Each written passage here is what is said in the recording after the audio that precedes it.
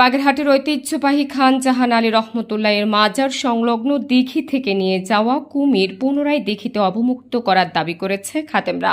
রোববার 7 জুন দুপুরে Bagerhat press club মিলনায়তনে সংবাদ সম্মেলনে লিখিত বক্তব্য পাঠ করেন মাজারের প্রধান খাদেম ফকির তারিকুল ইসলাম। লিখিত বক্তব্যে তিনি বলেন, মাজার কর্তৃপক্ষের অনুমতি ও আলোচনা না করে দিঘি থেকে কুমির নিয়ে যাওয়া হয়েছে। এটা বাগেরহাটের ইতিহাস ঐতিহ্যের সাথে এক ধরনের প্রতারণা করা হয়েছে।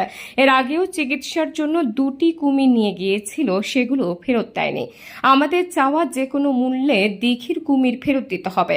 বাগেরহাটের ইতিহাস ঐতিহ্য ধরে রাখার জন্য প্রয়োজনে আইনি পদক্ষেপে যাওয়ার ঘোষণা দেন মাজারের প্রধান খাদেম। সংবাদ সম্মেলনে মাজারের খাদেম পরিচালনা কমিটির সদস্য সহ অর্ধ শতাধিক স্থানীয় বাসিন্দারা উপস্থিত ছিলেন। 650 বছর আগে খান জাহান আলী রহমতুল্লাহ যখন জানা যায় দিঘিটি খনন করেন, তখন পানির সুরক্ষায় কুমির ছাড়া হয় দিঘিতে। সেই থেকে মাঝারে কুমির ছিল, কিন্তু দীর্ঘদিন ধরে প্রজনন না হওয়া ঘুমের ঔষধ এবং মাছ ধরা জালে বেঁধে আহত হওয়ার কারণে খান জাহানের ছাড়া কুমিরগুলো মারা যেতে শুরু করে। সর্বশেষ বংশধরের মৃত্যু হয় 2015 সালের ফেব্রুয়ারিতে।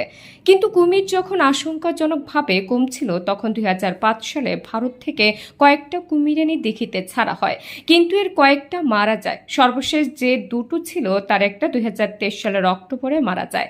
এরপর থেকে একটা কুমির ছিল। এই কুমির একের পর এক মানুষ ও প্রাণীকে আক্রমণ করছিল। চলতি বছরের এপ্রিলে কুমিরের আক্রমণে কুকুর মারা যাওয়ার ঘটনাও আলোচনায় আসে দেশ জুড়ে। 1 জুন রাত 8:30টার দিকে খান জাহান আলী রহমতুল্লাহের মাজার সংলগ্ন দিঘির পূর্ব পাশে নারীদের ঘাটে গোসল করতে নামলে শিশু ফাতেমা আক্তারকে মাজারে থাকা একমাত্র কুমিরটি টেনে নিয়ে যায়। পরের দিন 2 জুন ভোরে দিঘি থেকে ওই শিশুর মরদেহ উদ্ধার করা হয়। পরে জেলা প্রশাসনের পক্ষ থেকে দর্শনার্থীদের নিরাপত্তার স্বার্থে 3 জুন কুমিরটিকে ধরে খুলনার বন্যপ্রাণী উদ্ধার ও পুনর্বাসন কেন্দ্রে নিয়ে যাওয়া হয়।